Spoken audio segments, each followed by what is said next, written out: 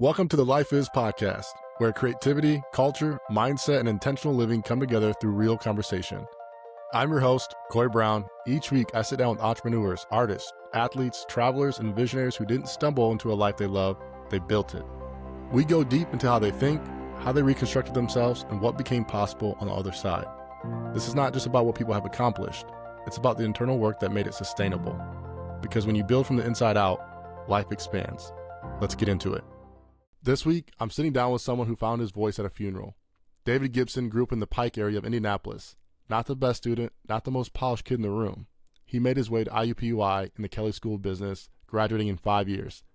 He spent time at Firestone, and one day his uncle passed away. David stood up and spoke at that funeral, and the people in that room came up to him afterward and asked, "Do you do this professionally?" He didn't. Not yet. But that moment planted something that he spent the next decade growing into.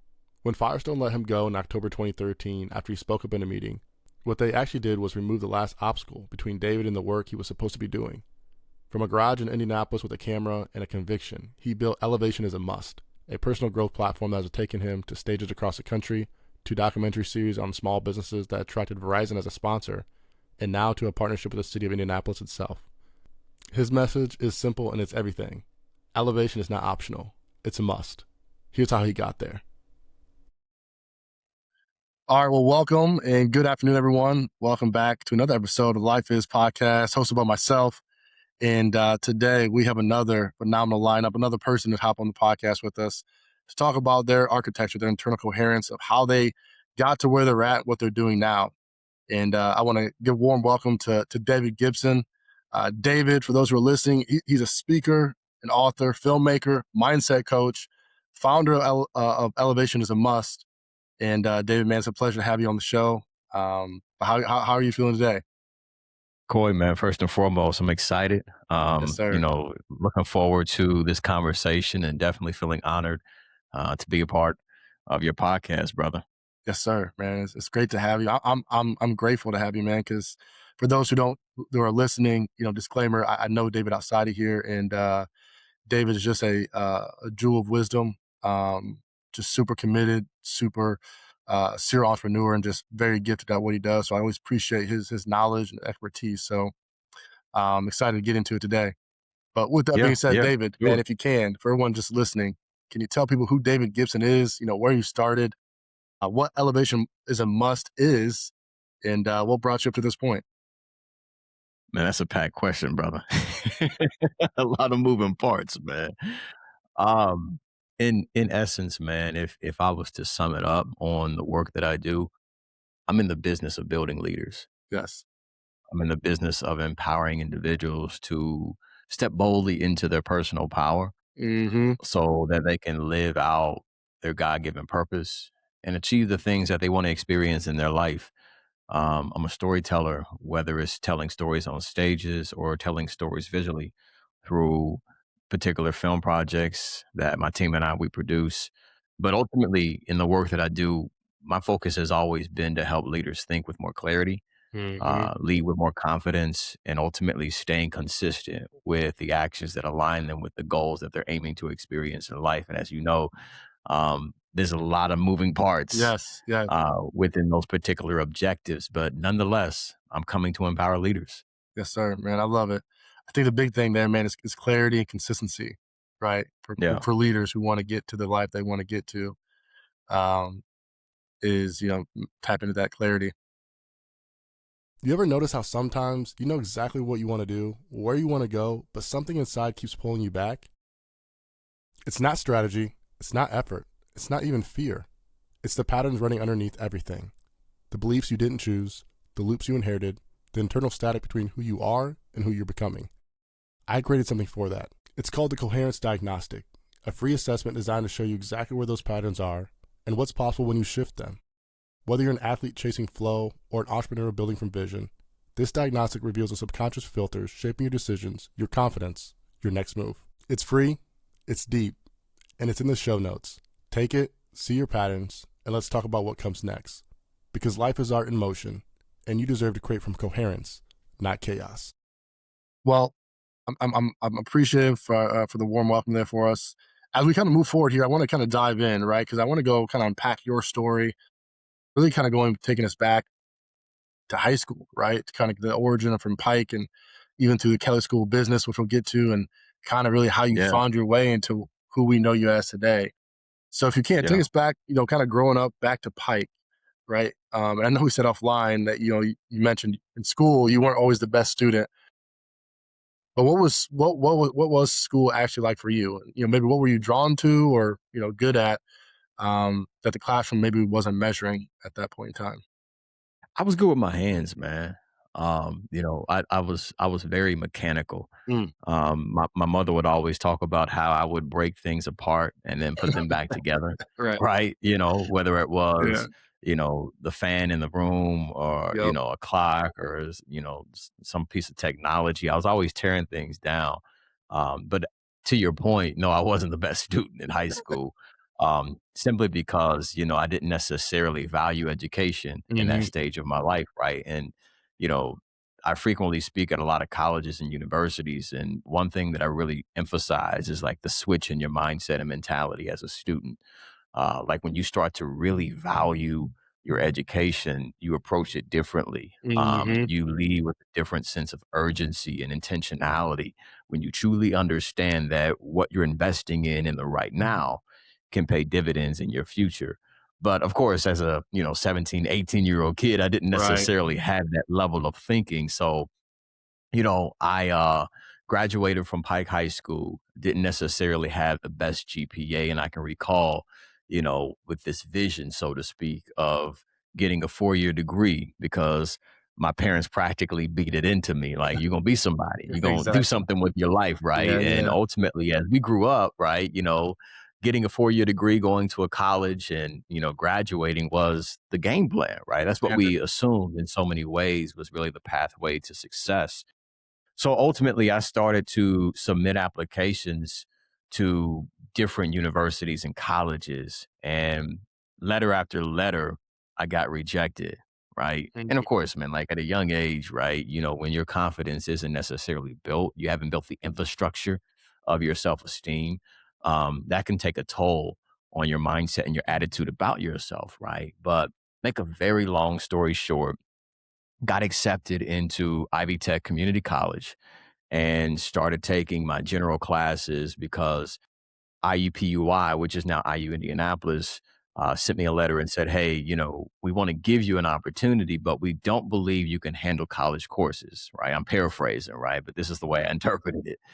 And ultimately, they were like, "We want to put you on a trial period, but you have to go to Ivy Tech and prove, Prove quote yourself. unquote, Yeah. that you can handle collegiate courses." Right? So at that point in time, I'm a competitor, right? Like now, I'm like, okay, you say I can't do it, I'm gonna prove you wrong, Correct. right? So not only that, but you know, I didn't have any financial aid or any like scholarships that were supporting my tuition. So I had to get a full-time job, right? Hmm. And I'm leveraging my salary and paying my tuition and paying for my books. So now there's a different level of commitment Yes. Yeah. that Yeah. you You're have invested.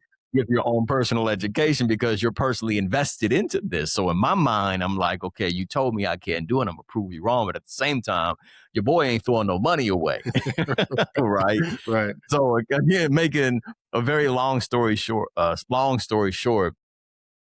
took a few courses at Ivy Tech and then transferred over to IUPUI, got accepted into the IU Kelly School of Business, graduated in 2012. Hmm. Took me 6 years to get a 4-year degree, but I tell many leaders that are in college, it don't matter how long it takes you. What matters the most is you finish it because when you walk Exactly. across that stage, ain't no dates on that diploma, right? Yep. So ultimately, from there, graduated and really began this venture or adventure, so to speak, Yep. of stepping into the work that I'm doing now. And really, my collegiate experience contributed a lot to the work that I'm doing now with empowering leaders. Yeah. Man. Yeah. Great. Great story to kind of set the path for us going forward. It's Yeah, funny you said you're very mechanical, and knowing you over the years, I'd assume at a young age you just thought different, right? You probably looked at things in a different, light. The way your mind yeah, thinks, so you think different. So even just that little story, I could assume, right? Probably took place at a young age.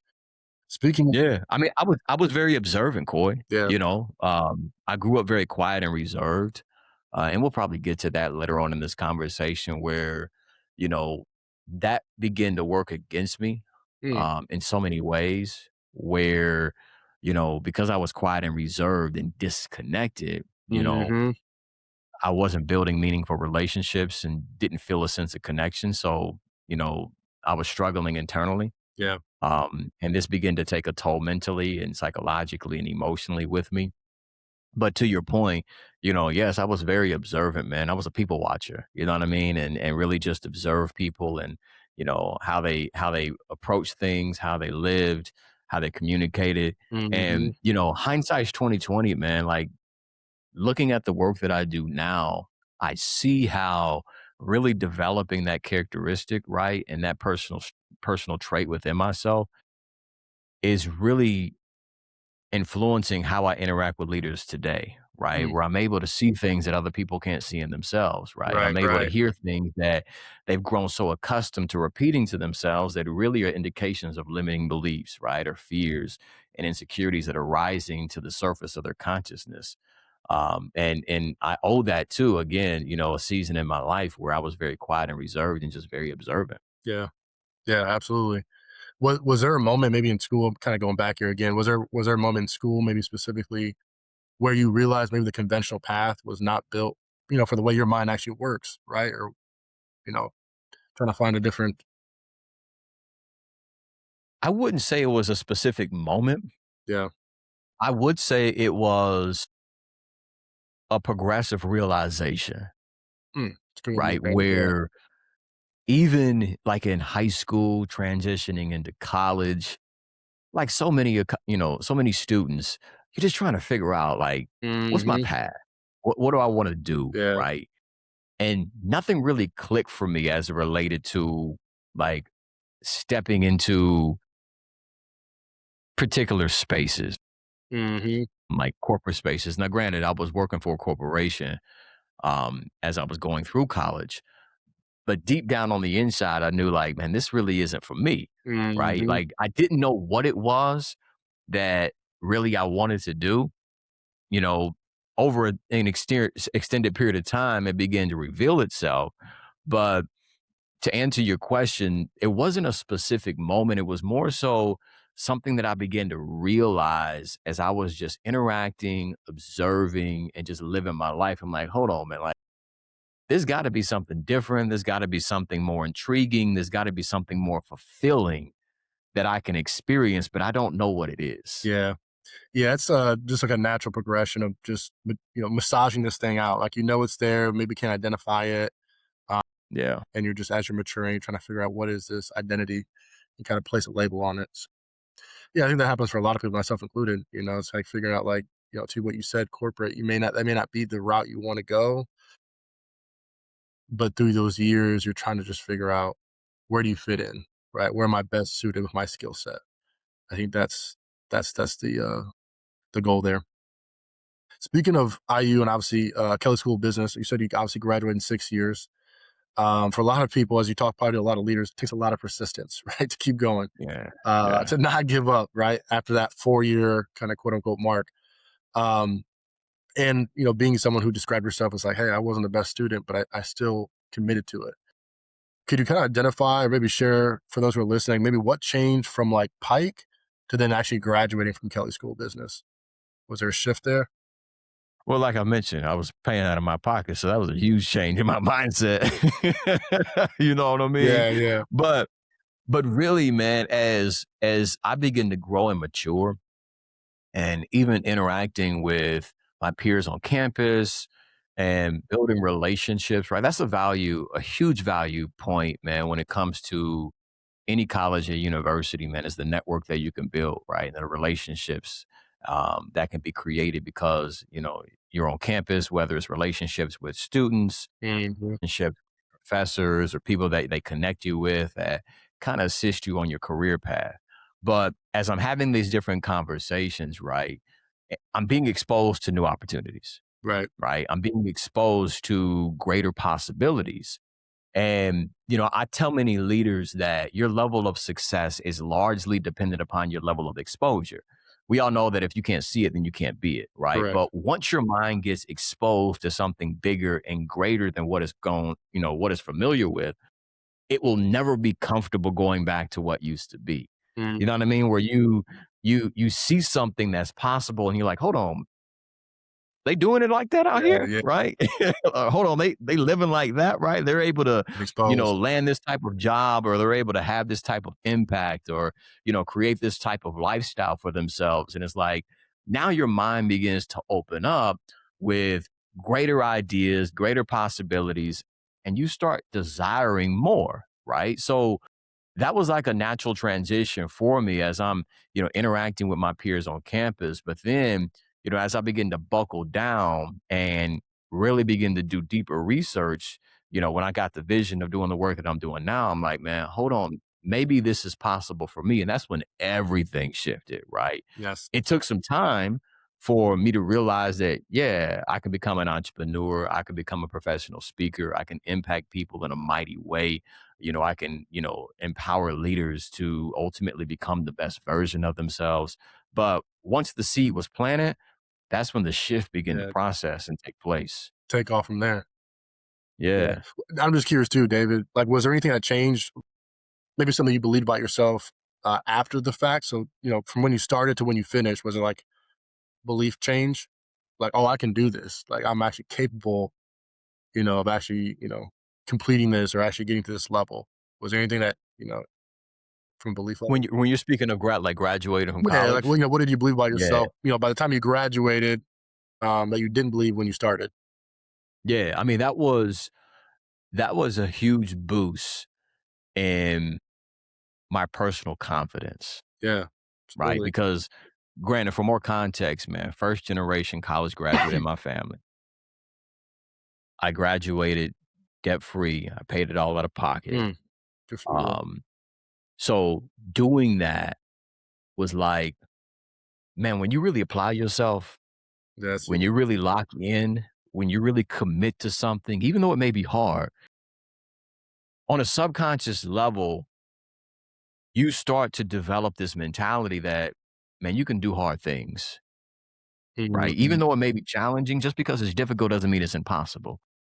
And that right there began to set the tone for me stepping into my entrepreneurial journey, right? Where that win, so to speak, that accomplishment, that achievement, yeah, it brought forth a great level of fulfillment, right? Where you set out to accomplish something and you did it. But at the same time, now it opened up a new door where it's like, hey, if you were able to do this, what else can you do? Mhm. What's next? What's something greater that you can experience and accomplish? You got the tools, you're developing the mindset, you got to have a vision, but at the same time, you got to execute on it. But the belief is the hardest part. Yeah, You know what I mean? That's one it thing I is. tell leaders, like, it's not necessarily accomplishing the goal. It's not necessarily landing the job. It's not necessarily earning X amount of dollars, right? Or landing this type of salary.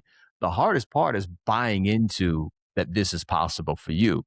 There's so many limiting beliefs that we have. There's so many insecurities. There's so many fears and doubts and trauma from our past that often Yes, yes. blind us that this is something that you can gain access to. But when you overcome yourself, when you get out of your own way, when you break the rules of your historical thinking, that's the starting point of exciting possibilities for you and your world. Man, I love that. Said break the rules. That Yeah. was good. And just curiosity to your point, like once you unlock that door, now the curiosity is there. Like you said, what can I do with this?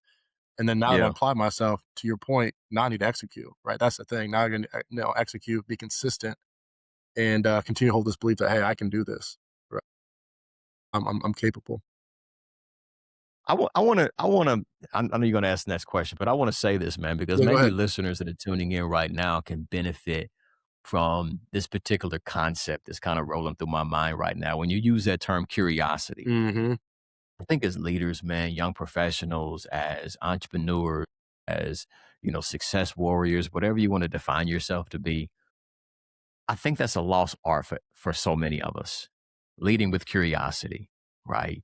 Where in so many cases, we allow our problems and our challenges, our circumstances, or our current conditions to dictate what we believe to be possible. Right. So we lose the kid in us, right? Like you're a father of some young ones, right? And Yep. Yep. I have some little ones myself, as well. But when we look at our children, right, they are leading with curiosity, right? And Yes. sometimes it may Too get much. them in trouble, but at the same time, Yeah. it opens up their mind to new experiences, new adventures, right? And as adults, we lose that, man, because we allow our problems ultimately to dictate our decisions. In a lot of cases, we're leading with unexamined assumptions, Mm. right? Because we've had past mistakes or past failures or situations that didn't go in our favor, right? We largely assume that ideas that we create, things that we want to accomplish, aren't possible.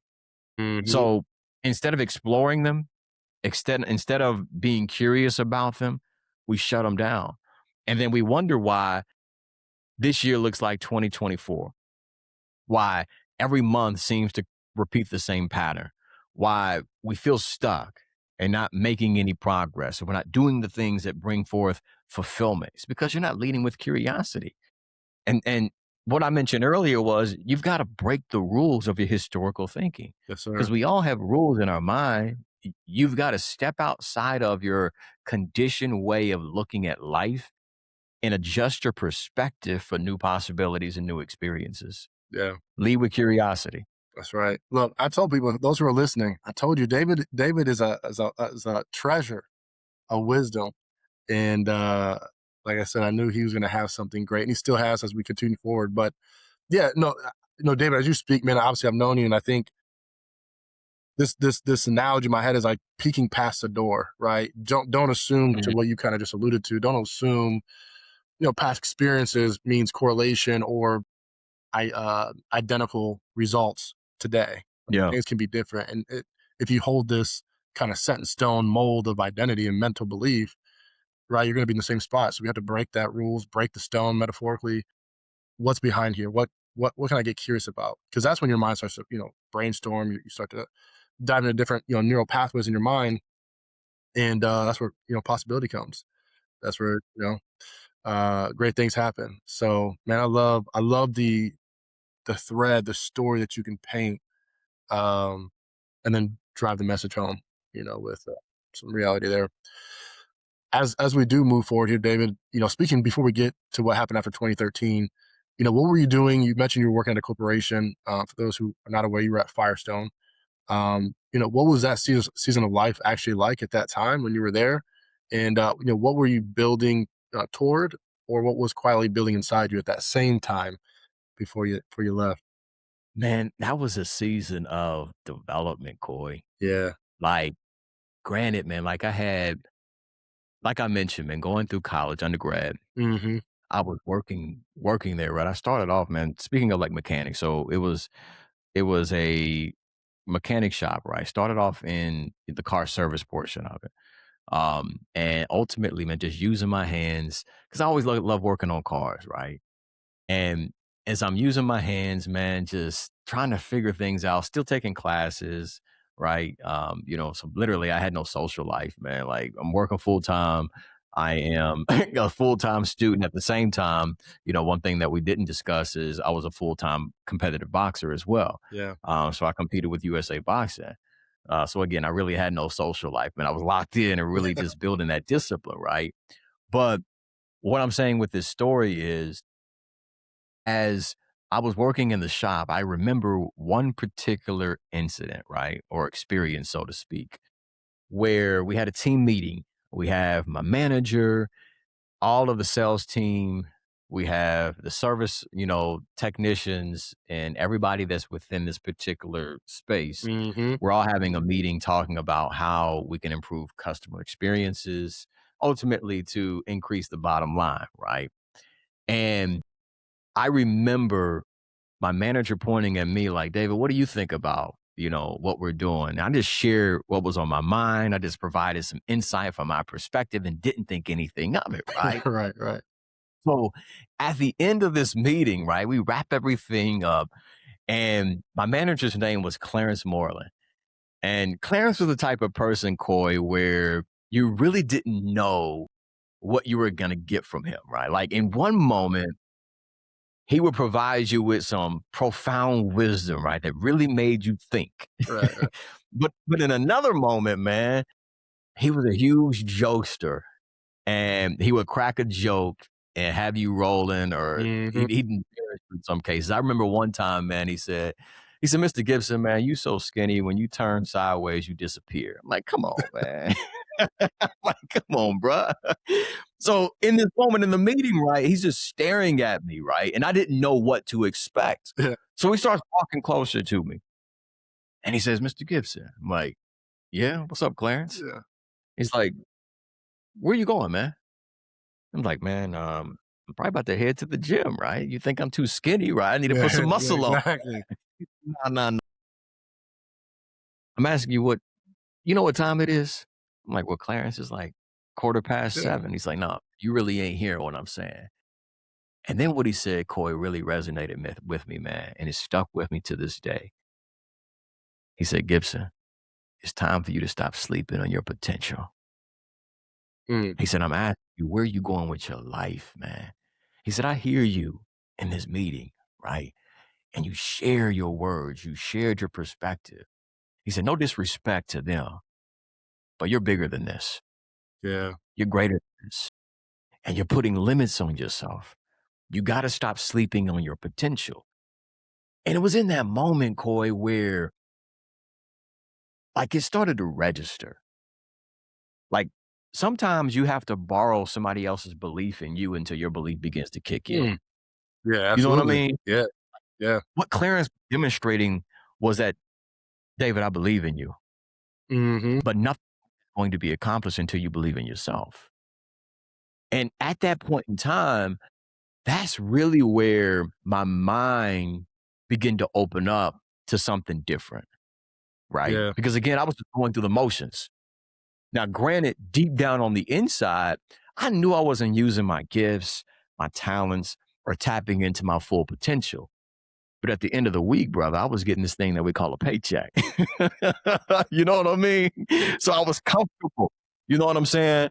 And my heart, man, like my spirit within was yearning for something bigger, something greater, and something more. But because on the other side of what I was experiencing, there was uncertainty, there was a lot of unknown factors, there was things that I wasn't familiar with, fear begin to promote itself in my mind. I'm like, hold on, man, I need to stay put. But Yes. ultimately, what Clarence did was he sparked an idea in my mind that, hold on, maybe you can do something bigger and something greater than what you're growing accustomed to right now. Right. And from there, I say it was a season of development because Clarence pulled me out of the shop and he put me in the front in the sales department. Right. Mm, And ultimately, I worked my way up to be the second in command. Now, granted, like I was in my early 20s at the time, and I was managing people that had been working for the organization for like 20 years. Like, I mean, talking like had some like their 50s and 60s, yeah, that's some right? time, yeah, So, that's some time there. yeah, like me being a 20-year-old and now being thrown into the space where I'm managing men that can be my pops, right? It was something that I had to grow familiar with, but Clarence saw leadership within me, even though I didn't see it within myself. And he said, I know you can do this. You just got to prove it to yourself. And from there, I began to learn. From there, I began to grow. From there, I made mistakes. But at the same Mhm. time, I grew from every single experience and I developed because somebody else saw something within me. Man, stories like that are so powerful, right? I think, like you said, you look in hindsight of how important it was, how vital it was to development for yourself. And then that's what you're doing now, David, like, coaching other leaders, how that's helped you in those rooms, right? In those situations, in those conversations and experiences to become a more better and more effective leader. Um, man, yeah, it's an awesome, awesome story. And it really, at that point, really kind of launched you out, right? This is what kind of your launching party as you got, more experience, more time there, and then obviously launching into speaking, which I want to get into next year, which is really kind of your exit from Firestone, right? Also, a funeral of your uncle we'll touch on and really kind of get into speaking. Speaking of that, though, David, your uncle passed away, as you mentioned offline there, and you were fortunate enough to speak there, right? You were fortunate to speak. You stood up and spoke at the funeral. Um, Consequently, right, you being you, people came up to you afterward, right, and asked if you did this professionally, and Yeah, yeah, yeah. if you can, kind of take me inside that moment, like maybe not so the recognition from other people, but like what was happening inside of you when you were actually speaking in that room? Because this was probably something brewing the back, maybe what you wanted to do, but now it was kind of here of a moment that actually transpired, and people recognized it. So, for full context, man, let me rewind back to a particular moment, right? And I promise I'll go full circle and all will make sense. No, you're good. So, prior to my uncle's passing, I remember sitting on a file cabinet in the office. It was Bristol Firestone, right? Hmm. And as I'm sitting there, like what happened was, again, I was in a season where I was just inquiring about, now, what is my purpose? Where am Hmm. I supposed to go? What ultimately brings forth life? What do I want to pursue? Right. And the way our mind works, when you ask a question, it seeks out an answer. Hmm. So ultimately, what's most important isn't necessarily the answer that you receive, it's more about the question that you ask. Right. So many people they ask, why am I failing? Why can't I succeed? Right. Ultimately, your mind is going to justify why you're not successful. It's going to justify why you classify or define yourself to be a failure. So ultimately, I begin to ask the question, man, what do I want to be in life? Hmm. What do I want to get out of life? And I remember like a shift taking place where ultimately I reframed that question. And instead of asking, what do I want to get out of life? I asked the question, what does life want out of me? Mm. What does life Yeah, want out of that's me? And that took me on a different path of thinking. And again, I'm sitting on this file cabinet and I remember it like it was yesterday, Coy. Like literally, it was almost like the voice of God communicated with me and it hit me, right? It was about as loud as a whisper and about as quiet as a lion's roar, if that makes sense poetically, yeah. right? And I remember this voice saying, I want you to empower people to become better. I Yeah. want you to encourage people to live out their dreams. Now, mind you, when I received this thought, when I received this vision, so to speak, Mhm. Corey, your boy literally laughed out loud. Man. I'm laughing because even though, yeah, Clarence had told me he believed in me, other people say they believed in me. My parents have poured into me and said, Yep. we believe in me, right? Or we believe in you, rather. I was in a season where I found it difficult to encourage myself. I'm like, how am I supposed Mhm. to be in a position or to build a platform to encourage others? And I can't even do it for my own self, Yeah. right? And ultimately, man, what I've learned to understand is what the enemy sends after you is an indication of what's at work within you, right? Your Mhm. challenges, your struggles, your obstacles, and the resistance that you feel and experience in life is qualifying you for what it is that you've been called to accomplish and to fulfill. I didn't understand it at the time. That's why I laughed, right? But ultimately, the seed had been planted. And then I opened up my mind to saying, hold on, maybe it may be possible. Yeah. So I say that to say, leading into when my uncle passed away, this is November of 2012. Deep down, like the relationship that I had with my uncle, I just felt compelled, man, to speak at his funeral. Like, mind you, again, I was a quiet and reserved kid, Right. right? Naturally introverted. And I'm not the type of person that's speaking in public, right? I'm not the type of person that's grabbing the microphone. I'm the dude in the corner that ain't saying much, right? I'm intimidated to have a one-on-one conversation in some cases, you know what I mean? So ultimately, man, I felt this compulsion within to speak at his funeral because he had passed away, out of nowhere, and it really hit our family hard. And I'm like, man, I really want to encourage my family. I want to uplift them. So I spoke at the funeral and didn't Mhm. think anything of it. Who knows? Just kind of poured my heart out. And at the end of it, I had so many people that approached me and they said, man, you're shining your light. Mm. So many people that approached me and said, man, thank you. I really needed to hear what you said. Yeah. And in that moment, what really took place was a limiting belief that had been broken. Because for years, Corey, mind you, I told you I found it difficult to encourage myself. I was in a deep depression, right? Mhm. State, a mentality where, man, I felt insignificant. I felt inferior, right? Like I felt as if my life really didn't have meaning. I was battling with suicidal ideation and struggling Mhm. internally. And it was all because, again, mind you, I told you I really didn't build connections. I wasn't connected with other people. I was That's like isolated in so many isolated. ways, right? And my mind is playing tricks with me, telling me that, hey, nobody wants to hear what you have to say. You have nothing valuable to Yeah. communicate.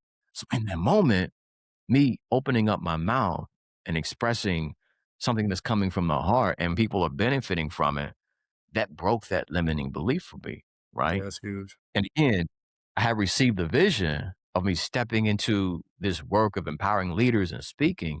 And now it's like, hold on, there's physical evidence of me doing this. And from there, that's when my mind said, hold on, David, maybe this is possible. Yeah, yeah, you might be onto something. I might be onto So something. Maybe this is something that you can create and you can build. And that's when everything began to shift and take place. mm. Yeah, you brought us back around. That definitely all came came back around to just seeing those moments all connect, right? To the belief from your boss to then speaking up. All this evidence was just lining up, right? And it was Yeah. just, as I hear you, it's like these gates were just open at each point, right? Each checkpoint was just, getting ticked off. And that intrinsically was felt, right? Like that was the Yeah. aha moment of like, okay, like this is it. Like I think There's it, yeah, a yeah, light like that, bulb that light being goes lit off up, brother. and you start thinking different. You start thinking different in those moments. I want to actually, speaking of the funeral and speaking, you didn't mention it here on the show here, but very outspoken when you were much younger too. And Yeah. you spoke up going back to Firestone days. You spoke about a meeting. You got Yeah. let go in October 2013, you told me. Can you kind Hmm. of walk me through that day, what that actually was like? Maybe that real experience of that moment when it happened. Man, you diving into all the avenues of the journey, brother. Yes, sir. For sure. So, um, how will we paint this picture? So basically, what you're describing was the lead up to my transition out of that particular career path. I Right. guess that's a great way to put it. Yep. But ultimately, man, as Clarence was kind of shaping and molding me into my leadership role within the organization, um, our team, our district, we would often have these meetings, and each individual rep from specific locations would go to these meetings. And, this isn't in every corporate setting, but a lot of corporate settings, you've got people from the top who are coming down on the people who are in the trenches at the grassroots level, right? Because they've got KPIs, they have Mhm. objectives, they got numbers that they're looking at. And when, you know, metrics aren't being met and outcomes that they expect aren't happening, depending upon their managerial style, sometimes they come down with the hammer. And Mhm. in this particular case, that's what was going on, right? Where we're in these meetings and they're verbally abusing you in so many ways and telling you that you're not good enough. And what are you guys doing? I can send in my grandkids and get better results, right? So, on one particular thing that we were working on, right, a product that we were pushing, um, it had been communicated amongst my peers that this is something that nobody believed in, right? Mhm. Nobody had bought into the quote unquote value of this. It was well known, right? Behind closed doors, we were having these conversations. But in the meeting, as we were going over the numbers and being verbally abused, nobody spoke up, right? So me, the way that I operate and the way that I was raised, right? There were some things that we were being asked to do that I did not feel were ethical Yeah. and didn't align with my values. And again, being the way that I was raised, that's not going to fly over my head, right? And I'm not going to go with the okey doke. Exactly. I spoke up, and I knew that my peers were in agreement with me.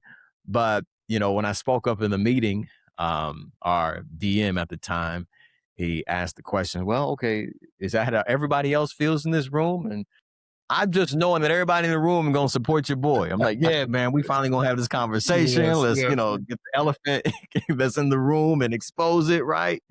But yeah, your boy was on an island all by himself. man.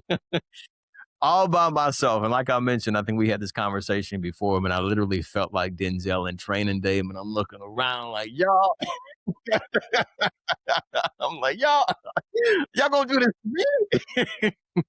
But again, man, kind of closing out this story, I went back to my office and I remember it like it was yesterday, Coy. I walked into the office and Clarence Moreland looked at me and all he said was, Mr. Gibson, you have officially put a target on your back. Hmm.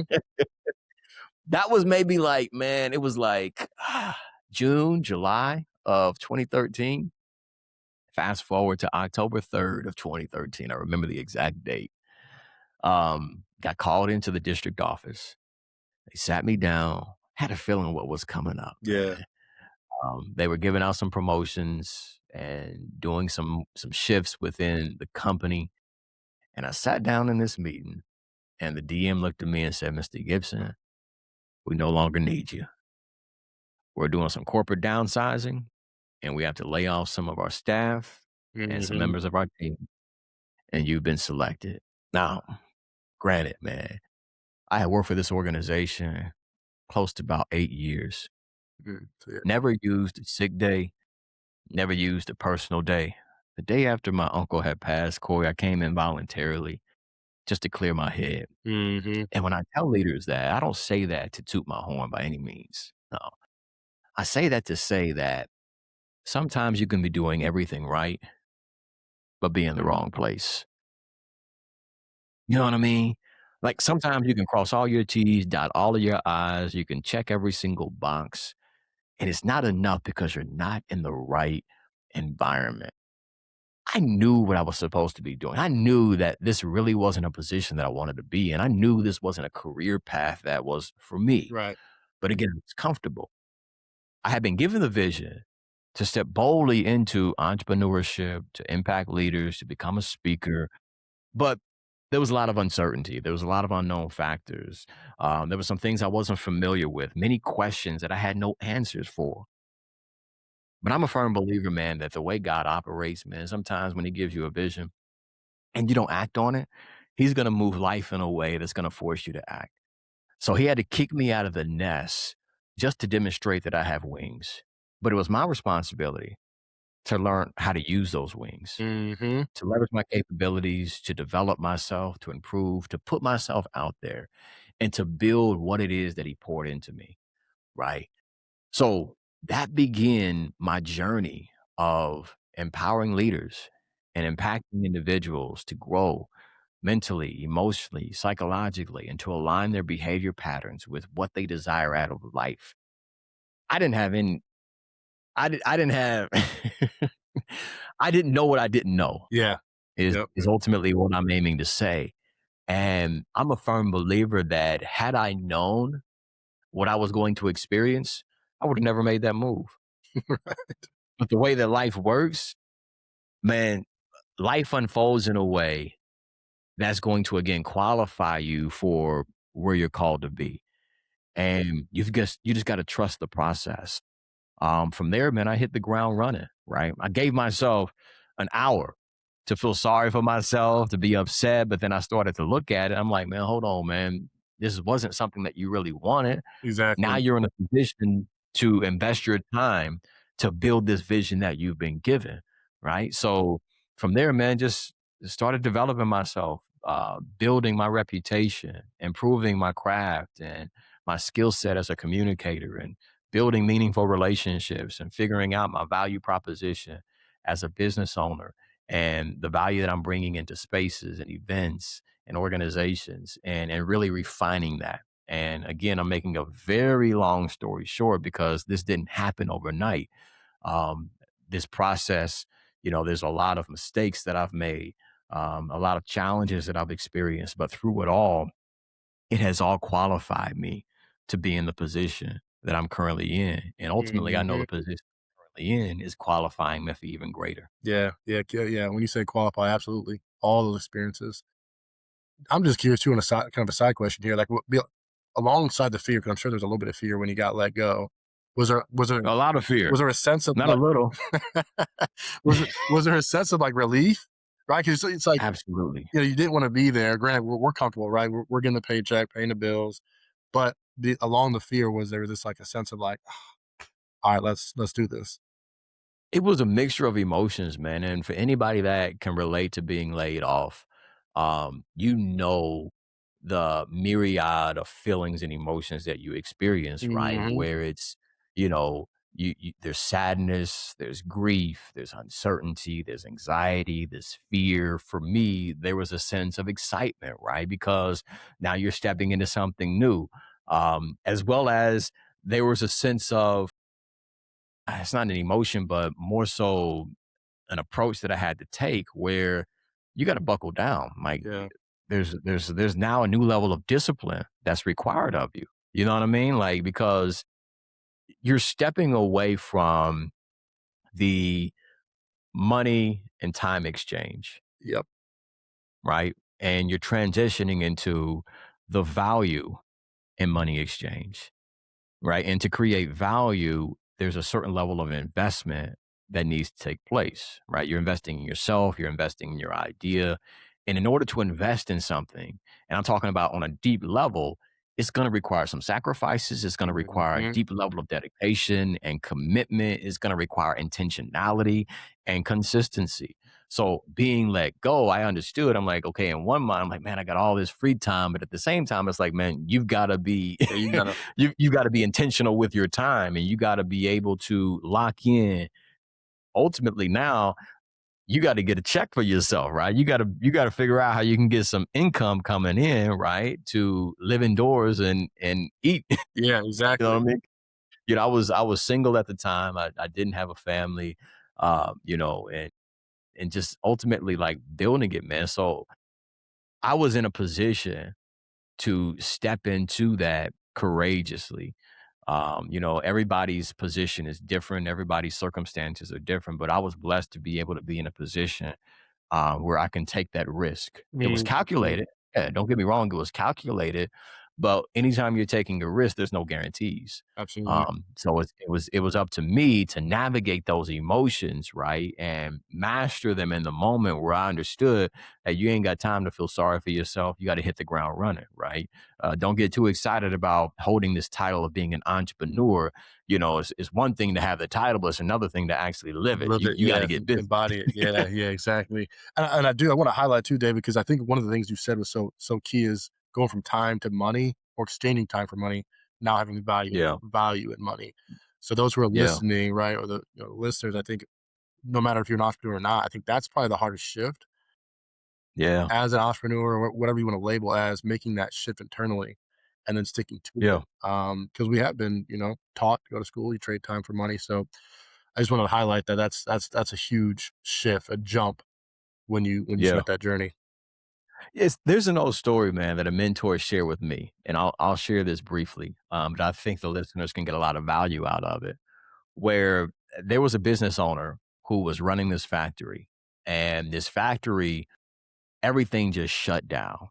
Now, on a daily basis, this factory is pushing out, hundreds of thousands of dollars, and when everything is shut down, they're not making any money. Mhm. So they called this mechanic in. And I said, man, can you come out? Can you look at it, see what's going on? We don't know what's happening. We need somebody, an expert, to come in and resolve this issue. So the mechanic comes in. He looks at the factory, looks at all the equipment. He goes in the back and he's there for 2 minutes and then up and runs everything. Mm. Walks out and he says, okay, awesome. And we appreciate that. Can you give us the invoice? He writes the invoice, hands it to the business owner. And business owner looks at it. He says, $5,000? What do you mean? You were back there for 2 minutes. Wait $5,000. a second. Hold He's on. like, how much? It's like, how much was the screw that you put into that machine to fix it? He was like, oh, just, a few cents. And he's like, $5,000. Then he said, give me the invoice. He writes on the invoice, then hands it back to the business owner. Business owner looked at it. He says, okay, I understand. Mm-hmm. What he wrote on the invoice was screw to fix the issue, $1. Knowing what screw to fix, $4,999. Yeah. And from there, that's the explanation of value and money exchange, where it didn't matter how long it took him. The value had been created because of the experience that he had to develop that knowledge and understanding of ultimately what screw do I need to replace in order Mm-hmm. to get this manufacturing process back up and running, right? And I think, again, like to your point, Coy, that's a huge shift that I think so many people often struggle with, Yeah. where we, you know, from a business owner's perspective, people that are stepping into entrepreneurship, content creators, right?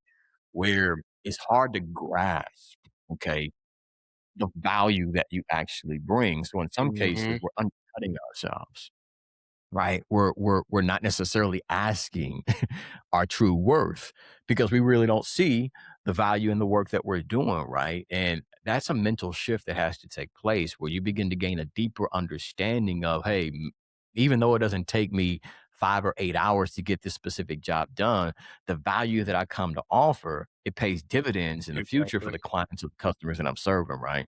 Yeah. Yeah. And sometimes it can be hard to quantify it, like you said. How do I quantify this idea of value? Yeah. Where if we feel like I think time is measurable, whereas value is kind of like how do we capture it? So, but no, I love the story. I love the story to drive that message home.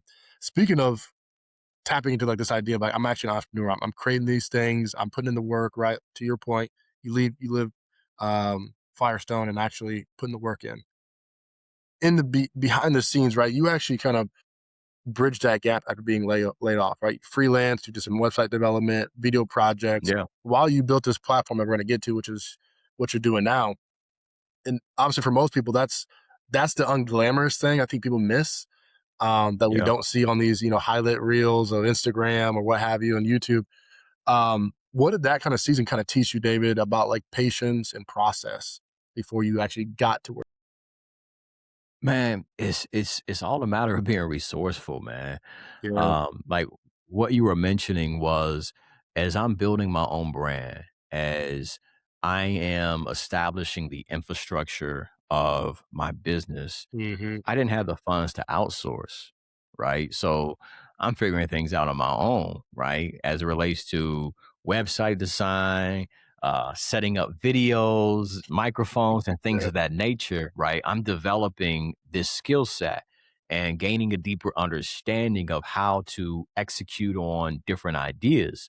So when things were kind of slowly building momentum, in a lot of cases, man, when you're building an idea, the success or the results are not going to happen instantaneously, Exactly. right? Yep. Yep. But granted, again, I got to live indoors and Yep. I got to, eat some food. I got You to need provide for something. myself, right? Yeah. So as I'm developing these skill sets, man, ultimately what I begin to do is just leverage these capabilities that I'm building and developing as I'm building my own brand.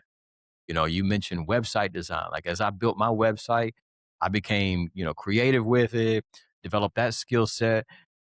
Anytime I was looking for some funds or, aiming to Hmm. get some extra cash and support what I was doing, people would ask and inquire. I'm like, hey, yeah, I can help you build that. Right. Or even with video work, I started creating videos for myself, had no idea how to do it, just went to YouTube University and got my master's degree on YouTube, man. That's And right. watched tutorial after That's tutorial, funny. and figure it out, the proper hardware, camera equipment, lighting, how to set things up, aperture, shutter speed, and things of that nature, all related to filmmaking. And from there, man, I would have people inquiring about my videos. And, I created partnerships with brands and even partnerships with organizations and helping them create content, man, as I was aiming to get on more stages. But ultimately, man, really just leveraging these skill sets that I was developing because there's a season or as you're making this transition away from security into you're building your own quote unquote freedom, so to Hmm. speak, and building the infrastructure of your organization or your business, things may not happen as fast as you would hope them to. But you've got to get creative. You have to be strategic, and you gotta stay persistent and resilient. Yeah. Otherwise, man, that process it causes a lot of people to fold. You may bend, but don't break. Yep. You know Yeah. what I Yeah. mean? And unfortunately, there's a lot of people that do break. The studies have proven that. Statistically, I think like 90% of small businesses they end up closing the doors within the first 1 to 2 years. Yeah. Many people that are venturing into side hustles or entrepreneurship, they give up on those ideas because the process, man, it will begin to weed out those that really aren't truly committed. Yep. And again, you've got to take that calculated risk, meaning you come up with a game plan and continue to adapt and adjust and maybe even pivot, or in some cases, reinvent your approach. Hmm. But nonetheless, you've got to leverage your capabilities and find a way to make that thing work. Yeah. Like I said, resourcefulness and leverage, right? Yeah. Be committed to the process. I'm just curious too for the listeners who are probably thinking about this because we've all kind of related to it. You know, when you were building elevation as a must, right? You were building that up. What kind of on the days you didn't want to be maybe want to do freelance work or you were felt kind of down? What kind of kept you still moving toward that dream of building elevation as a must? Man, it's Gonna find a job. so here's the thing, right? When I teach leaders about reinventing your reality, there's two things that you want to begin to practice. Number one is you want to be intellectually involved with your goals. And when I say intellectually involved, I'm talking about, specifically what you want, Yeah. right? Yeah. You've mapped it out. You see the objective, you see what you're aiming to accomplish, but you also have to be emotionally invested, right? Like you're connected with the end result on an emotional level. Like, what are you going to experience when you walk across that stage and get that degree? What will you experience when you reach that benchmark in your business, right? That milestone, X amount of dollars or X amount of people impacted, right? What do you want to experience when you accomplish that marathon, right? Or whatever you're aiming to experience, right? The end result, you want to experience that on a day to day because emotion is one of the greatest influences on our decisions and our daily behavior, right? You move and think differently when you're in a state of joy in comparison to when you're in a state of fear and anxiety. So the key is for you to master your emotional state. And you want to make sure your emotional state is in alignment with what you're aiming to experience. Otherwise, you can become susceptible to giving up or giving in or opting out of your commitment because of how you feel, right? I tell many leaders, man, don't make a permanent decision that's based upon a temporary circumstance or a temporary Hmm. feeling, right? So when I say getting emotionally invested, you want to connect with your goals on a continuous basis, on a daily basis, right? For me, my morning routine, I'm always practicing visualization. I'm always connecting with the end result, speaking affirmations, Hmm. putting myself in the emotional state that I want to be in when I experience that particular result. So I can connect with that vision. And the more connected I become to that vision, the more ultimately it begins to dictate how I show up. The vision inside of you is going to shape the world around you, but you got to keep that vision on the inside of you alive because there's always doubt, there's always fear, there's always shifts in the economy, there's always things happening in your personal life and your relationships that will often try to blind you of what's possible and what you're aiming to accomplish. But it's our personal responsibility to put ourselves in a state where we're in alignment with what we're aiming to experience. And you're far more effective when you do this on a habitual basis. Yeah. You know, I keep on just hearing intentionality. You got to be intentional about it. And Yeah. as you said, as you're building this vision, as you're getting kind of aligned into that, the end result, what that would bring, what that would ignite within you. It's like the more you get back to it, it gets stronger, right? The weeds start to grow. You're planting this seed that's going to get stronger, and you got to be once again intentional. You got to keep on feeding it because outside circumstances, life, right, society, relationships, things will try to pull you. So, was I liken it to physical fitness, right? When you're mm, going in the gym yeah, and you're lifting weights, at one point in time, you may just be curling a 10-pound dumbbell, right? and you're stressing that muscle fiber. It's getting stronger and eventually it's going to grow. And the more you do that, ultimately, the more weight you're going to be able to hold, Yep. right? So now you can recover more effectively and you're able to handle more weight. And the same is true as it relates to us connecting with our goals and developing that mental fitness, Yes. right? Where yeah, there's going to be struggles, there's going to be setbacks. They may knock you down, but the more mentally fit you become, the more you build that inner resilience. You may be knocked down at one point, it takes you a day or two to kind of bounce back. But the more mentally fit you become, what used to knock you down for a day or a week now knocks you down for 5 minutes Exactly. and you're able to Yeah. bounce back, right? And get back on track and stay in alignment with where you want to go and what you're aiming to experience. Yeah, absolutely. I want to actually go forward here, right? Kind of talking about elevation of must and actually really building it now, right? And then going from Facebook, from content sharing to now with, you said partnerships with like Verizon in the city of Indianapolis, we'll talk about. But after 2013, right, you started sharing content on Facebook, right? Not just as like, strategy, but really just showing up and saying things that were, felt true to you, but also resonated. And it led to speaking invitations. Yeah. How did that happen? And what did it teach you about what what authenticity actually does when you put it in public, right, in front of people? Well, so for full context, this is before I got laid off. I was on Facebook and just sharing insights. And I began to notice that people were listening, Mhm. and it was resonating with people. So that was a part of me really developing the belief system that maybe I can really impact people, Yeah. right? So that's just for full context. But ultimately, as I begin to continue to share content, opportunities begin to open up, and that all stemmed from me just establishing one goal, and that was just to empower one person every single day. Yep. If I can encourage one person, right? If I can add value to one person, if I can make somebody smile, if I can help shift one person's perspective in a positive way, then ultimately, job well done, right? And the more and more I began to do this, the more opportunities begin to present themselves. And then what began to happen as Facebook began to grow and develop, after I got laid off, I got introduced to Periscope. You remember Periscope, the Yes. live Yeah. streaming app? Yeah. That was like 2015. Um, I mean, there's so many different avenues that I wanna take, Yeah, but that's actually where I'm because gonna of go the essence next, of actually, because I time. was gonna go into your video production of Periscope and Okay, and okay. growing the online community, right, before people knew Yeah, who yeah, who yeah. it really So, was. really, man, like, I remember when I initially started creating content, and this is another breakthrough, right? An internal struggle that I was having that I experienced a moment of growth from. Um, I had spoken at events, Coy, and I'm talking events in auditoriums with thousands of people, events in different spaces with hundreds of people.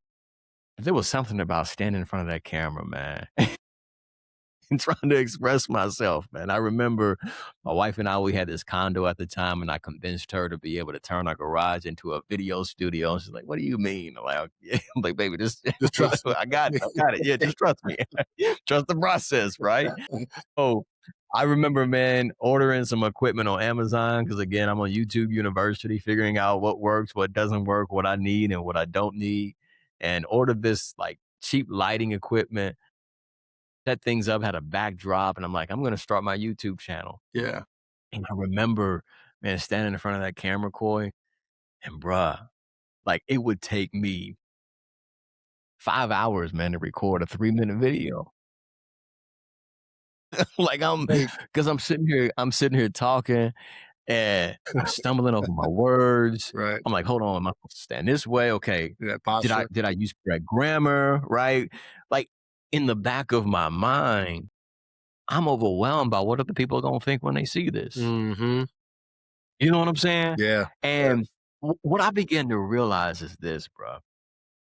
Like in that moment, I began to identify how I was performing for other people. Mhm. And I was attempting to be something that I'm not. You know what I mean? Like, Yeah. I need to be polished. I need to be perfect. My delivery needs to be on point. What are other people going to think of me? Right? I'm thinking about, okay, if I have an event planner that watches this, is this professional enough? Exactly. Right? And that put me in a crippled state. Right? And in that moment, man, it took me a little bit of time. But after trying to create a video for a number of different hours, and I got these hot lights that are shining on me, and I'm Yeah. sweating inside this garage, I said, you know what? This ain't gonna work Yeah. because I'm wasting time and I'm not being productive. And I told myself, you know what? What's really stopping you, David, is you trying to be something that you're not. And you got to give yourself permission to be you unapologetically. And I remember thinking in that moment, man, I wish I could just do this live. That way I don't have to record it and think about it, right? I'm kind of putting that bookmark right Yeah. there. Yeah. But in that moment, I had to give myself permission to be me, give myself permission to be human, give myself permission to make a mistake, give myself permission to share with the world the real and authentic David, Yep. right?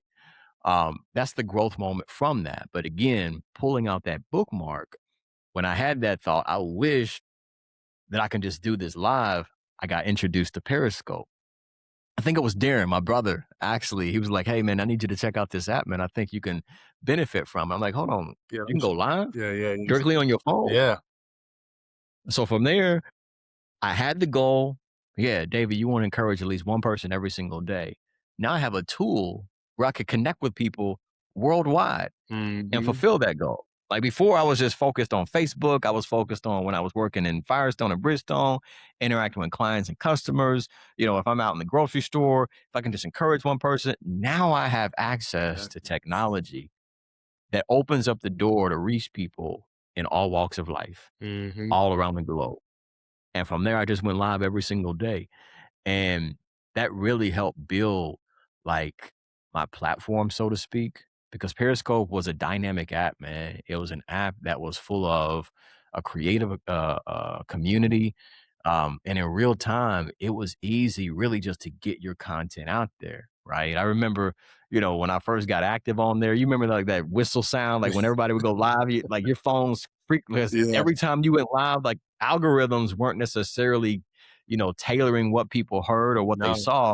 If you were connected or following somebody, every time they went live, you would hear it, right? So, of course, if you're adding value on a consistent basis, people are tuning in.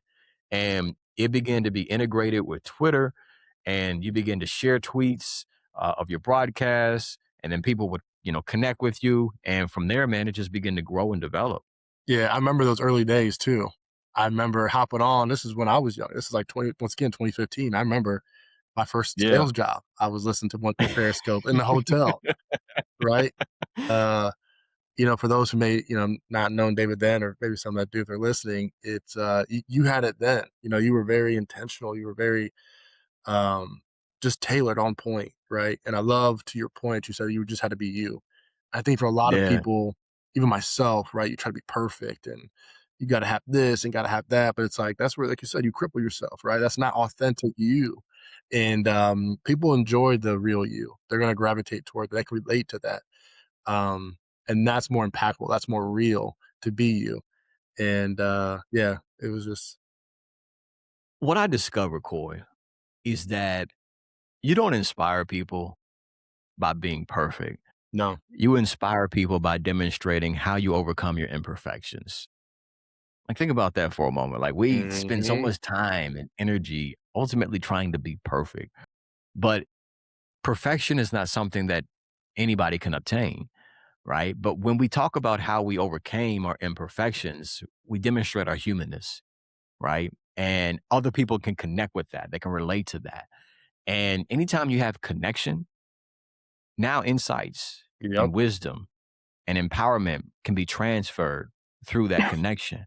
But that connection can only be established when you give yourself permission simply just to be you. Because granted, even if you are perfect, they're going to like you, some going to hate you, and some going to love you. They're going to talk about you regardless of whatever you're doing, right? Like everything can literally be perfect. Everything can literally be just stacked out and polished. At some point in time, somebody going to have something to say. So Hmm. you might as well just be you instead of trying to fake the funk, right? Exactly. Or ultimately sacrifice yourself to become something that you're not. There's an Mhm. old quote that says, all of us are born unique and different, but it's sad that so many of us die a copy of somebody else, Damn. Yeah, that's good. right? And it's like when you just simply give yourself permission to be you, now you can connect with others in a way that you could never connect with them if you're holding on to this perfectionist mentality. Mhm. For this image. Yeah. I wanna go, David, here, I wanna wrap toward the back of this half of this podcast, looking at just not speaking and coaching, right? As we talked about, you learned, which we didn't talk about, videography and, using a camera. You built the Quest documentary series, right, on small businesses in Indianapolis, which we'll talk to in a second. You attracted Verizon Wireless or Verizon as a sponsor, which is huge because now you're getting these major brands putting money behind your vision. And now you're working with the city itself, right, of Indianapolis. Can you kind of walk us through what it has taken to get to that level of institutional trust? Yeah. Man, consistency, really just adding value.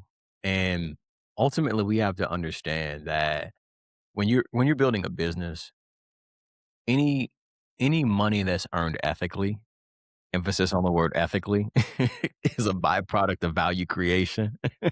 You know, like it's somebody that's solving a problem. That's what Yeah. entrepreneurs are, right? You're solving a problem for a profit. You're this is a bad way to say it, but to help people understand, you're profiting from other people's pain, right?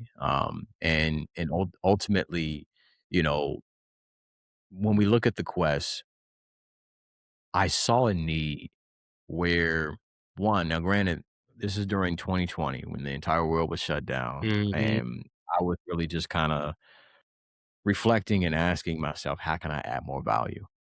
And I started looking at the things that I'm interested in, the things that I'm passionate about.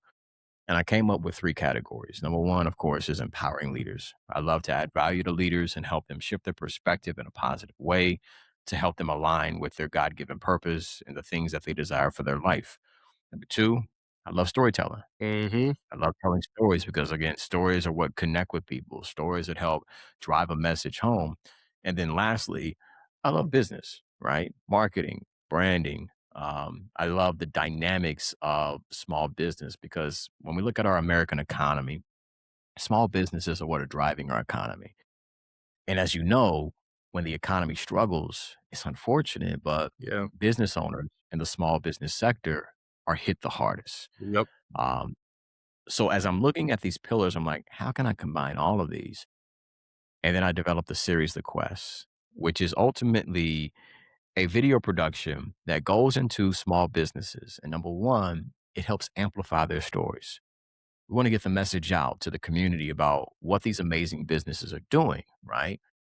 And then number two and number three is ultimately we want to educate and empower aspiring entrepreneurs and business owners who are in those early stages, right? Gotcha. Because when they see it, right, they see it on screen and they hear the backstory of these entrepreneurs, they begin to realize maybe I can do it as well, right? A lot of times we can lead with these assumptions where people who are doing amazing work within our community, they're running a successful business, they have it all figured out, they had all the right connections, right? They had all the resources that they need.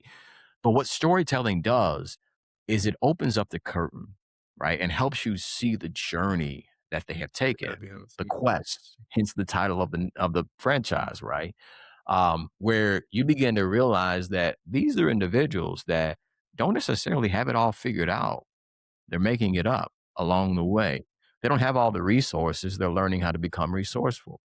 These are individuals that got denied from traditional financing, right? And banks, Mhm. but they became resourceful and figured out how they can build capital and invested in this idea. And this is what came of it, right? So, what that does is it now creates a sense of belief for those who are in those early stages. And then, like I mentioned earlier, it's helping to amplify the stories of these business owners, right? Because when we look at small business, there's businesses that I patronize where I actually travel past many of their different competitors Mhm. because I'm connected with the owner. You know what I mean? The story Yep. that they have, it resonates with me. And I know many people that are tuning into this particular podcast, you can relate to that, right? Where you go to that coffee shop, you pass dozens of Starbucks, but there's a coffee shop that you patronize because you know the owner, you love the vibe that Yeah, you get from that, right? This is where you met your wife or your significant other, right? This is where you landed that job. There's a connection that you have with them, right? Or you love that restaurant, even though it's a hole in the wall, they've got mop buckets on the side, but the food is fire and you're connected with the people there. You're traveling past, who doesn't? Rick's Boatyard, and I mean all these different, nice.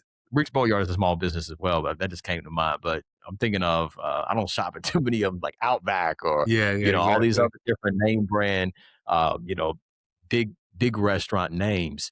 But ultimately, man, again, this has been a project that has built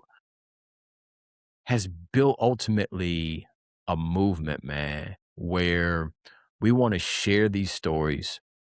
We want to support our local economy and small businesses. Hmm. And at the same time, we want to empower people who have ideas because there's so many people who have amazing ideas, who have great solutions to problems that people are facing, who have great products that they can bring to the marketplace, who have amazing services that will add so many value to so many individuals, but their mind is getting in the way. Exactly. And with this particular production, we're aiming to kind of break those rules, break those mentalities, and open up their minds to new possibilities so they can step into entrepreneurship as well. Mm, Because again, granted, entrepreneurship is not for everybody, right? Starting and running a small business is not for every single person, but for those that it is for, we want to help provide resources and, perspective and strategies that are going to help support their visions. yeah, man. And also too, I want to make sure that, those who are tuning in, we'll make sure to put this in the show notes so people can tap into Yeah, what you're sharing. I believe in your work. Obviously, you've shared it through social media. Really great content, like really good production is great. Super high quality, and to share those messages, appreciate really that, the brother. behind the scenes, right? Obviously, to yours, it's the quest, but the behind the scenes of like what is actually taking place. I think, in my opinion, resonates a lot better than probably a different approach that maybe someone else would do. Quick pause. If you're building something right now and the mindset keeps slipping under you, that's exactly what David works on with people through Elevation is a Must. One-on-one coaching, the breathwork and neuroscience-based tools you just heard him describe, built for people doing the real work, not chasing the highlight reel. Go to elevationasamust.com, links in the show notes, and mention code LifeIsPod10 when you reach out. I want to kind of move forward here because I know we're kind of catching up on time here, but speaking of kind of what you teach and how you teach it, right? You kind of spoke offline and even just prior in the beginning of the podcast that you integrate neuroscience, right? Meditation, visualization, and even breath work, which is vital in how Yeah, you teach and what you prepare for audiences, which I would say that's not really a standard speaking toolkit. It's really diverse and expansive. What did you learn about, or what have you maybe learned about how the brain actually works and what change um, works and that what changed um, of how you design the way you communicate to other folks in your audiences? really, really, man. To be honest with you, Coy, the things that I teach was because I use myself as my own guinea pig. You know what I mean? Yeah, Like, yeah, yeah. like on my own personal growth journey, I would just experiment with ways that would help me stay focused, Hmm. be disciplined, and stay consistent with what it is that I'm aiming to accomplish in life. And like so many of us, right? Where you're waking up and you're not necessarily feeling your best. I'm like, man, what can I do to resolve that? I'm waking up and my days and my mornings feel chaotic. There's a lot of confusion. Maybe it's fear, anxiety that I'm experiencing, right? Maybe I'm battling with doubt. I'm struggling internally. How can I alleviate myself from these emotions? Because I'm noticing it's not helping me perform. It's not helping me show up effectively. So as I'm doing research and coming across different practices, I would integrate those and implement them into my daily routine. Yeah. And I started noticing the personal results, right? The improvement and enhancement in my mood, the clarity that I would experience, right?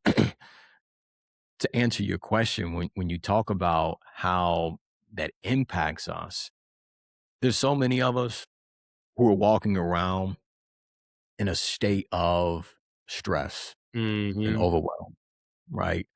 The sympathetic nervous system is in high gear, and you're wondering why you're walking around with brain fog, and Mhm. you got aches and pains in different areas of your body, and a lot of it has to do with the stress, right, that you've never addressed or released, right? I love the book.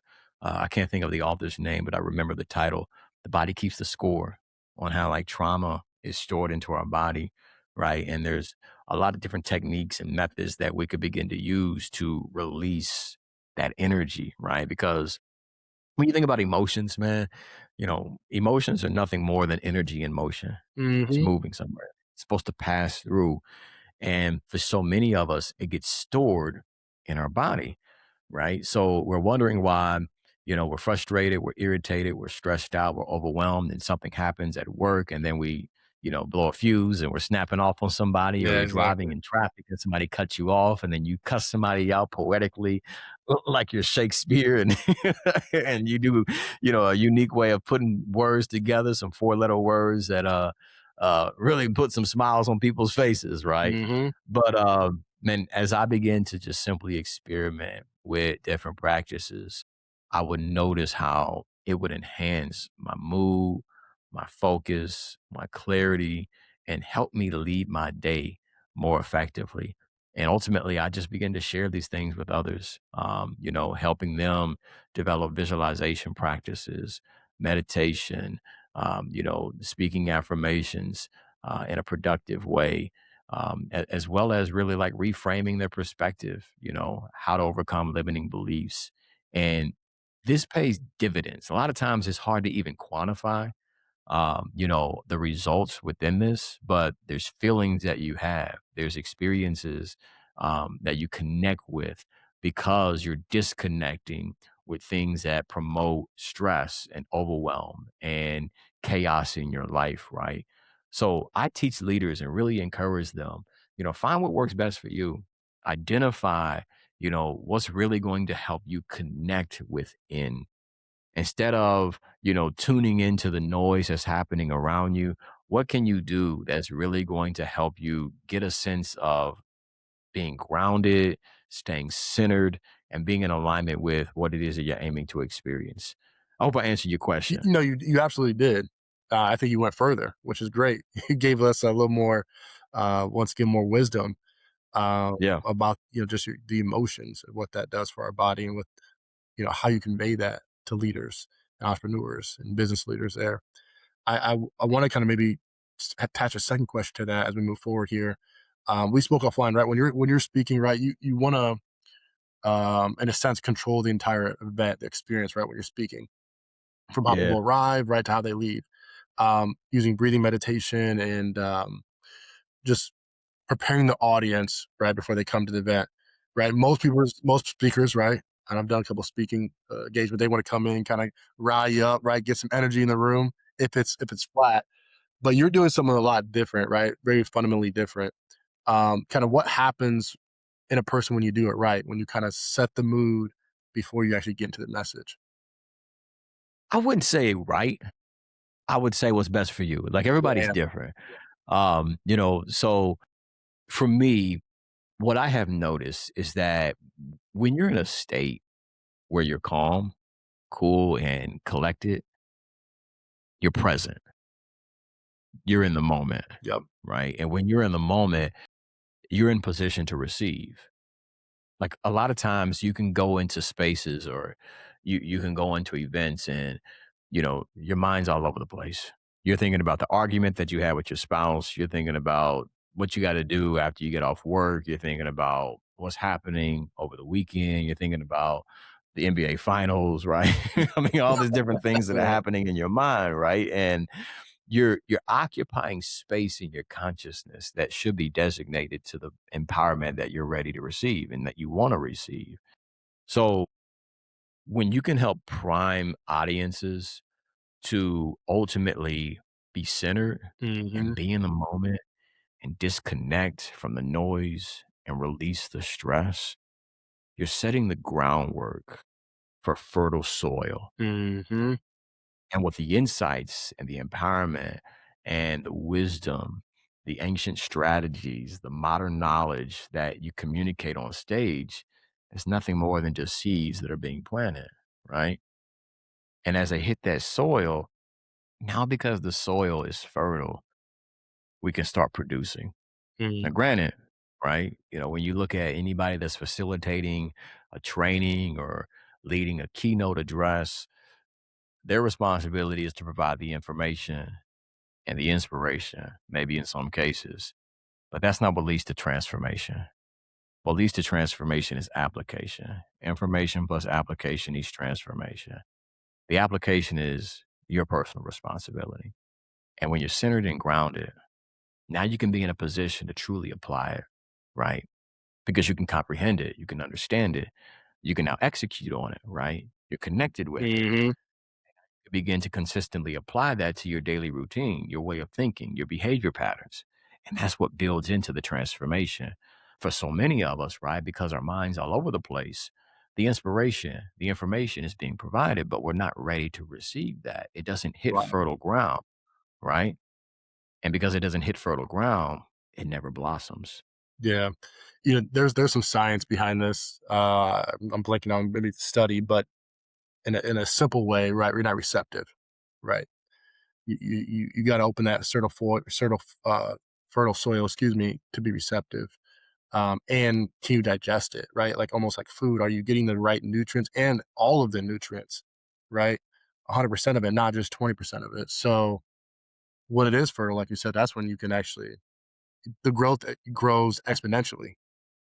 I think if Hmm. you were busy and you're kind of blocked and all these little um, barricades, if you will, that kind of stiffen that process to slow down.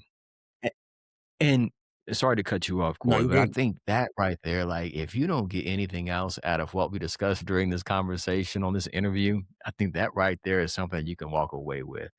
Where, man, you can have all the information, you can have the tried and true strategy, you can even have the resources and even the connections. But if the environment isn't where it needs to be, Hmm. you're not going to see the results. And so many of us, right? Like, you're gifted, you're talented, you've got great experience, you're proficiently skilled. You may have more degrees than a thermometer, right? But you're not in the right environment. Yeah, Whether it's internally, maybe mentally, emotionally, psychologically, you're not in the right environment, or in some cases, literally physically, you're not in the right environment, right? Where people don't necessarily see your value. People don't understand your vision. People can't comprehend, your ideas, right?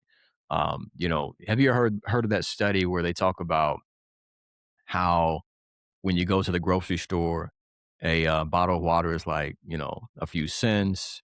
You go to the movie theater, it's like $2 or $3. You go to the hmm, ballpark, right? It's like $5. You go to an amusement park, it's like $7. It's like, it's the same product, but the environment is what dictates the value of it, right?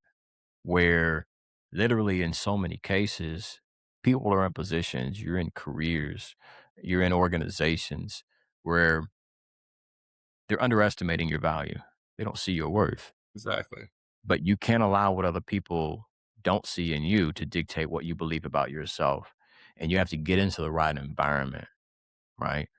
In other cases, you may be in the right physical environment, but because your mind is ultimately hijacked by insecurities and fears and the story that you're telling yourself. Because I tell leaders, the story that you tell yourself about yourself, it carries the greatest influence over your life, right? And because that's not in the right environment, you're missing the opportunities that are literally in front of you to progress and scale and accelerate towards the success that you envision. So you got to get in the right environment. Hmm. Man, that's a great reminder too. Um, just to put yourself there and know that and recognize it to in that environment. I got a couple more questions for you, David, as we wrap up. It's a few here. Um, you said you embody obviously the concept that you teach, right? This is visualization we've talked about, right? Meditation, neuroscience, and even fitness, right? That we didn't talk about, which is not separate from the work that you do on the stage, but really the foundation. And I'll tell anyone who's tuning in, uh, David is consistent. Like if you could look up the dictionary, David's in there with that word when it I comes don't to know about all that, brother. fitness, right? No, I'm serious, man. You're just uh man, just locked in. But I guess my question to you here, right, David, is like what does that practice look like? Practice look like, day to day when no one's watching, whether that's the coaching or just the fitness, really as being that foundation. As far as consistency and discipline, Yeah, just the work beneath the work, if you will, right? The things you're embodying, you're teaching, right? The visualization, all that, the neuroscience and fitness all being together. Um, what does that all kind of look like on a day to day basis? And you kind of touched on it earlier, kind of what you do when you get up and stuff like that. So this might be maybe a repeat. yeah. So really, like for me, and let me let me put this caveat in here. One thing, like people will ask, "Hey, what's your morning routine look like? Yeah, What's your approach to this?" I think it's important for us to understand that there's more than one way to skin a cat, right? There's not one right way. It's more so about you finding what's right for you, exactly. right? So when I share mine, understand that this isn't the one right way. You want to take your own personal journey of exploring and experimenting what works best for you. But for me, in this season of my life, because depends on what season you're in, it may shift, it may look different, right? But in this current season of my life, man, waking up, first thing that I'm doing, man, is ultimately connecting.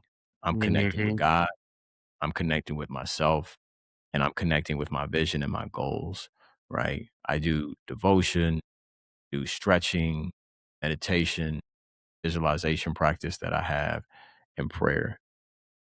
And after that, I'll transition into physical movement, going into the gym, and training in the gym. And that's a reframe in my perspective as well, where I tell leaders, man, we're not coming here to work out. You're going there to train.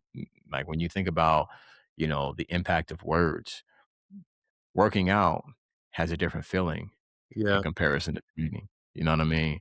Like when you're working out, yeah, you're just coming to exercise and you're coming to move your body. But when you're training, there's a deeper sense of intentionality. You're working towards something. So I tell leaders, man, I'm coming to train, right? And within there, I'm setting objectives and things that I'm aiming to accomplish physically each training session because what that does is it creates wins, right? Small wins. And the more wins you begin to accumulate, the more you begin to reinforce your identity, right? Hmm. Your identity of becoming who it is that you want yourself to become as far as a leader is concerned.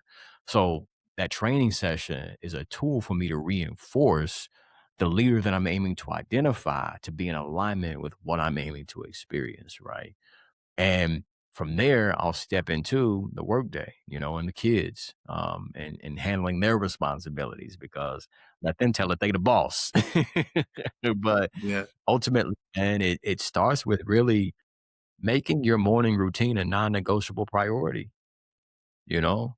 Uh, and I get it, right? Everybody's in different seasons of their life. There may be professionals on here who have a lot going on, right? You got some young ones as well. Maybe you've got a newborn, right? Or you have parents that you're taking care of, your grandparents or whatever the case may be. But whatever may be going on, find 5 minutes, 10 minutes if possible, right? Um, just to invest in yourself, get centered, get grounded, connect with Hmm. your goals. Like I mentioned, a few different practices that you can experiment with: visualization, breath work, meditation, prayer, affirmations, journaling, stretching, yoga, dance, singing, whatever it may be. Because when you look at, the average person, typically, Corey, what are they doing when they wake up, man? They're grabbing Grabbing their their phone. phone, right? You know what I mean? Like, they're Mhm. grabbing their phone, checking the news feed, scrolling through timelines, looking through emails, responding to text messages, or watching something on the news, and when you think about that, you're not in control of what you're going to now connect with and Mhm. experience. Scrolling through news feeds and on social media, the algorithm is just going to feed you something. And now that something has the power to dictate how you feel in your emotional state, particularly in the morning, right? When your mind is so suggestible, Yes. right? And you're soaking in whatever it is that you're viewing or hearing, right? It begins to set the tone for your attitude. So, with that being said, you want to be intentional about how you're starting your day, because when you check your news feed, when you're responding to text messages, now you're putting yourself in a state where you're reacting to what's happening in your life. And you can't be effective when all you do is react. You know what I Yeah. mean? Because reaction is emotional, right? But responding is intentional. You want to put yourself in a position where you're able to respond to whatever life is throwing at you. And how you respond is by getting centered. How you respond is by getting grounded. How you respond is by connecting with yourself, your vision, your goals. If you believe in a higher power, connecting with God. So ultimately, you want to find what works best for you to help you reach that objective, to help you get centered so you can start your day off effectively and then perform at a high level and respond in a way that's keeping you in alignment with your vision, your purpose, and your goals. Yes. You know, I had another speaker on the show too, and I think I hear a lot of similarities with really both of you because you're kind of both in the same field. But he wakes up at 3 a.m. every day, no matter what he does, right? You're getting up early, doing devotion. And I guess long story short, what I'm getting at is like that those activities are the fuel that keep you committed to the goal, to keep you kind of in line. They're your guardrails, if you will, to keep you in line. Um, and to your second point, right, you control that process, right? You control what, rather than picking your phone up, you control how you set the standards, set the mood of the day by doing those things. And I think being committed to those things help. They fuel, they compound, whatever word you want to use, um, in your growth and also your commitment to excellence, whatever that looks like. So yeah, Yeah. to those are tuning in, man. You don't have to do maybe what David's doing or you know other people are doing. There's many ways to do it, but getting into that operation is important. Yeah. I mean, to sum it up, Coy, here's the way I would term it. And I mentioned this briefly in my last response. You want to find ways to reinforce the identity Yeah, that you yeah, want to associate yourself with. That's all it yeah. is, That's a right? good You're one. reinforcing your identity because your mind is wired in a way where your behavior is always going to be consistent with your identity. So you want to look at who you want to become, the type of leader you want to step into and evolve into, and then ask yourself, what are the daily practices that this person would integrate into their day to day life? What are the behavior patterns or habits that they will put into practice, and then begin to integrate those in your daily routine. And the more and more you do this, the more you reinforce that identity. And then now it becomes second nature, Yep. right? You start leading with more confidence. You start moving with more intentionality. You start raising your hand for opportunities that normally you historically wouldn't raise your hand for, all because you're priming yourself to be in alignment with that type of person. Yeah. No, absolutely. I want to ask you another question too, really kind of for those who are listening, because it's kind of geared toward them. And then we'll kind of wrap up here toward the end. Obviously, you encourage people, right, to kind of find what works for them uniquely. You kind of demonstrated that rather than copying someone else's path. Giving your own path, right, going from Pike to Firestone to the funeral to the platform, kind of all these monumental moments. If you could share maybe a thought, like what would you say to someone who's still trying to figure out what their unique thing even is? hmm Would you have maybe an answer for them to? No, it's I'll I'll I'll share I'll share a quote that really inspired my book Come Alive. Um, are you familiar with Howard Thurman? the name sounds familiar. Book Okay. artist, What's that? an artist, how like a No, so he's book. he's a philosopher, theologian in so many ways. But he's no longer living, but his legacy carries on. He was actually Martin Luther King's Yeah, yeah. mentor. Okay, yeah, yeah, yes, It was known that Dr. Martin Luther King would walk around with his publications and his yes. books. Um, But years ago, I got introduced to some of his lectures, and I was listening to one of his lectures, and In his lecture, Coy, he said a statement that really resonated with me, and I think it really aligns with this question that you're asking. In that lecture, he said, when you're looking to do or discover what you want to do with your life, Mm-hmm. don't ask what the world needs. Ask what makes you come alive. Because what the world needs is more people who have come alive. Damn, that's a hell of a quote. So to answer your question, you want to identify what makes you come alive. What promotes joy in your life? What seems to make time stand still when you are engaging in it? Hmm. What comes naturally to you? What gifts, talents continue to rise to the surface that you deeply enjoy? Whatever that is, pursue that, right? Pursue it. And in some cases, it may not be your career path. It's a passion that you have, but ultimately it's going to bring forth those emotions that stimulate fulfillment and enjoyment and gratification Mm-hmm. and, and ultimately you experiencing life in its fullness. But again, don't ask what the world needs. Ask what makes you come alive and pursue that. That's probably one of the best answers, I think, to that question. That resonated with me because I feel like we hear kind of the common responses when you get asked that question, how to find your uniqueness. And I feel like that quote, the way you expressed that was so eloquently stated, and it Mm, really gets you to really focus and hone in on, like, what does make you come alive? Because we need more people like that. That gets you more tuned in, I guess, is what I'm getting at to what's really important, what you want to do, and bring more yeah. to you. All right, so I got a couple more questions here, David. I know we've been on here for a while, but going back to right, your EIM, right? Elevation is a must. You said Yeah. your goal is not to become known, right? You said it plenty of times. The goal is to become somebody worth knowing. And you write the I actually in there. So, I'll show people here in the show notes, but you write the I lowercase on purpose. I caught that over the Good years. catch. Good Firmly, catch. right? Good catch. When did you first understand the difference between the two things? And more importantly, maybe what did you make or what did making that distinction change about how you build um, Mm. and earning, yeah, in your business? Man, that subtle that subtle adjustment in the lettering is really built off of the understanding that this is bigger than me. Yeah. It's bigger than me, right? And when you mention that quote, it's something I live by, man. It's something that I share with others that the goal has never been to become known, but the goal has always been to become somebody that's worth knowing.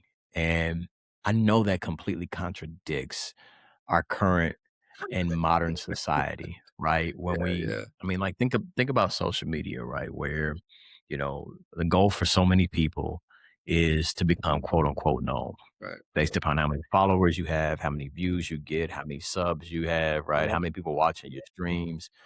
And what happens is people get it misconstrued, where if the goal is to become known, now you have a classification of people who are willing to do anything to get attention. Mm-hmm. You know what I mean? Like attention is short lived. Yes. It's short lived. Like you can focus on one thing and have attention towards one thing for a subtle moment, right? Short moment, and then move on to the next. So what we want is not to become known, is to become somebody that's worth knowing. Now think about the difference Yeah. Dude. in the two of those, right? Somebody that's worth knowing means they consistently add value. They're an asset, not a liability. When they come, they're coming with something that's going to shift this space, whether it's the energy, the perspectives. They're going to shift an idea in a way that is really going to intrigue everyone. They're going to put sport, create smiles and, help everybody feel seen, recognized. They're going to provide information that is profound, whatever the case may be. There's somebody that's worth knowing. And ultimately, what this person begins to build and develop is this thing that we call respect. So you have these two different things that are on the spectrum, right? Attention and respect. Attention is short-lived. Respect carries longevity. But respect is not given instantly. It's something that's earned, right? So when we say become somebody that's worth knowing, that means you have to consistently add value to yourself. That means you have to be consistent. That means you have to continue to pour into others. That means you have to continue to enter into spaces and, like I mentioned earlier, be an asset and not a liability. Before we keep going, David just said the goal isn't to become known. It is become worth knowing. That's not just personal philosophy. It's a leadership philosophy. David brings that same framework into companies, teams, and institutions as a keynote speaker and a workshop facilitator. The same event design you heard him describe, where he controls a room from the moment people walk in to the moment they leave. If you're a founder, an exec, or run people development at your company, go to elevationasamust.com and look for speaking and corporate inquiries, or mention this episode when you reach out. Indianapolis already knows what David does in a room. Your company should too. Yeah, there's substance there. I like that. Yeah. I got really maybe 2 questions here for you left, man, as we're wrapping up here on time there. But for people who want to follow you, David, right? Follow, your business, what you guys do, what you do. Elevation is a must. And connect with your work. Where can they follow you? Where can they find you? Yeah, very simple. Appreciate that, Corey. You can visit my website, elevationasamust.com. Subscribe to my growth newsletter. It's a weekly newsletter that I produce for leaders and content creators, business owners, young professionals, all designed to help you master your mindset and develop leadership tools that, help you stay empowered.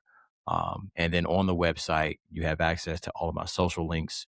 I'm on Instagram at D1Gibson, pretty much at D1Gibson on all platforms, as well as YouTube. That's youtube.com/David Gibson. Awesome. Yeah, I'm going to put those in the show notes for you. And Yeah. we'll make sure people get tapped in, because I think just the wealth of information that you shared, I think can pull anyone to want to, find out more with what's in them. My last question, Yeah. right? My famous question that I always ask every guest, because we're on the Life Is podcast, right? If I asked you, David, life is blank, and you had to fill in that last part of that sentence, right? And I always ask, is it a phrase or a word you would use? What would you fill in on that question? Life is precious. It's precious. You should value it. You should protect it. Yeah. You should honor it. And the best way that we can honor it is by us contributing to humanity with the life that we've been given. And we all have our own unique way of contributing. Your way doesn't have to look like my way, but because it's precious, it's our responsibility, our personal responsibility, to figure out how we can make a contribution and really commit to it. Love it, man. As I said, man, I knew you were gonna come. You were gonna come with it. Oh man, I Beautiful appreciate answer. it. Man, that's pretty much it for the day, man. I want to say, as always, man, thank you for the time, man. I've been looking forward to this podcast. Can't appreciate it Yeah. enough. From here, the Life Is podcast, man, we'll let you go back, continue to do great work that you're doing now in the community, and kind of take it from here. Yes, sir. Appreciate what you're doing, Coy. Keep building, brother. Awesome. Thanks, man. Take care. David Gibson found his voice at a funeral, and then a tire company tried to take it from him when he used it in a meeting.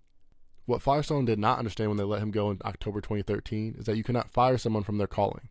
You can only delay it. He built Elevation as a Must with a camera, a conviction, and the patience to keep showing up before the world confirmed it was worth it.